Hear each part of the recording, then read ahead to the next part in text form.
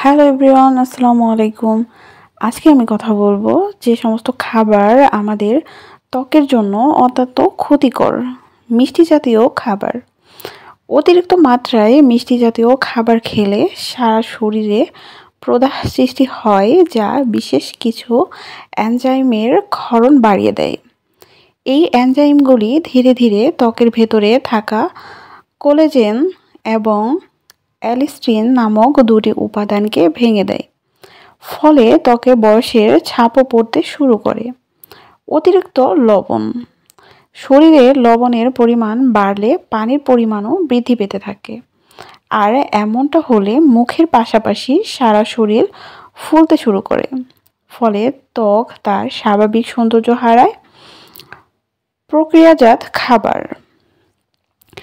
প্রক্রিয়াজাত খাবার বেশি মাত্রায় খেলে শরীরে গ্লাইসেমিক লোড বৃদ্ধি পায়, সেই সঙ্গে লবণের মাত্রাও বাড়তে শুরু করে, ফলে ধীরে ধীরে ঔজ্জ্বল্য হারাতে শুরু করে ত্বক। ভাজা খাবার। মচমচে ভাজা যে কোনো খাবারই খেতে অনেক মুখরোচক, কিন্তু এই ফ্রাইড ফুড খাওয়ার সঙ্গে সঙ্গে আমাদের শরীরে হাইড্রোজেনেটেড ফ্যাটের পরিমাণ বৃদ্ধি পায়, যা দেহে মজুদ অ্যান্টিঅক্সিডেন্টের পরিমাণ কমিয়ে দেয়। সেই সঙ্গে ভিটামিন ই এবং ওমেগা-3 ফ্যাটি অ্যাসিডের মাত্রাও কমতে শুরু করে, যার ফলে আমাদের ত্বকের অনেক ক্ষতি হওয়ার সম্ভাবনা সৃষ্টি হয়। Red meat.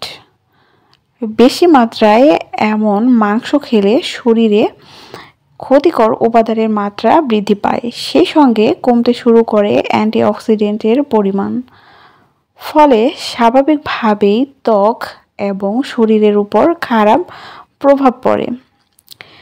তাই ত্বক সুন্দর রাখতে রেড মিট যতটা সম্ভব কম খাওয়ার চেষ্টা করুন।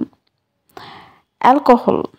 মদ্যপান করার পর ত্বকে পানির মাত্রা কমতে শুরু করে, ফলে ধীরে ধীরে ত্বক শুষ্ক হয়ে যায়, আর যত এমনটা হতে থাকে তত বলি রেখা স্পষ্ট হয়ে ওঠে, সেই সঙ্গে নানা রকম ত্বকের রোগে আক্রান্ত হওয়ার আশঙ্কাও বৃদ্ধি পায়। তাই প্রিয় বন্ধুগণ, আপনারা আপনার ত্বকের যত্ন নিতে বা ত্বককে তরতাজা এবং উজ্জ্বল রাখতে এই কয়েকটি খাবার অবশ্যই ইগনোর করে চলবেন এবং কম খাওয়ার চেষ্টা করবেন।